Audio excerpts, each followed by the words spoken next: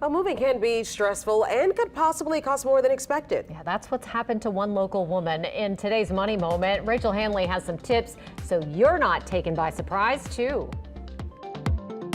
Oh, this is my end of tour award from when I was stationed at the Pentagon. When Shelby Ney made the jump from Dallas to New Orleans last month, she wasn't worried about the move. I've done it in the Navy 6-7 times, so it can't be that hard. It can't be that bad. A well-known nationwide moving company quoted her about $3,000 for 570 cubic feet of boxes and furniture. She signed a contract. Then when the movers showed up, she says they were from a different company. She also says they told her she'd need to pay for 1,100 cubic feet, almost double. I've never had 1,100 cubic feet of anything. Like, it's just me. Even when it's just me. She only had a few days to get to New Orleans before her new job started, and she says she felt like her hands were tied, so she paid it.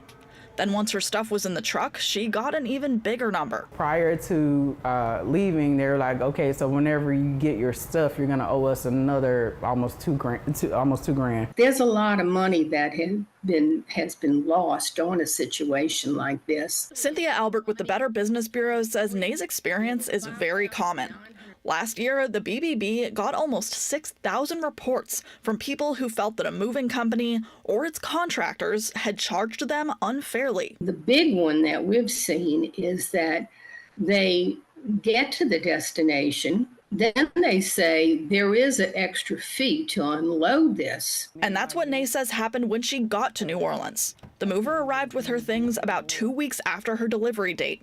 Then she says he tried to charge her more before he'd unload it, based on things like her stairs and the size of her street, which she says she had already talked with the company about ahead of time. That's when she called the police. The police officer shows up. Police officer is basically like, I got nothing. This happens every day. This happens, he said it even happened to him. Albert's advice is to do as much research as you can before you hire a company. Make sure they have an insurance policy in writing and document everything along the way. But above all, leave yourself as much time as possible. Don't be in a rush. Try to plan ahead if you can. If not, if these different things come about before you move, you just know not to go with them. In the end, the officer made the mover take the amount Ney had agreed on and bring her things in. By the end of the move, she had spent about $7,000, more than 3 times her initial quote. I feel taken advantage of, and I know there are a lot of people that have been taken advantage of, like myself. And as she finally settles into her new home, she hopes talking about her experience will help others who are packing their first box. Rachel Handley, WWL Louisiana. We were not able to get in contact with the first moving company. The second told us it stood by its policies and that it never charges more than what's spelled out in its contracts.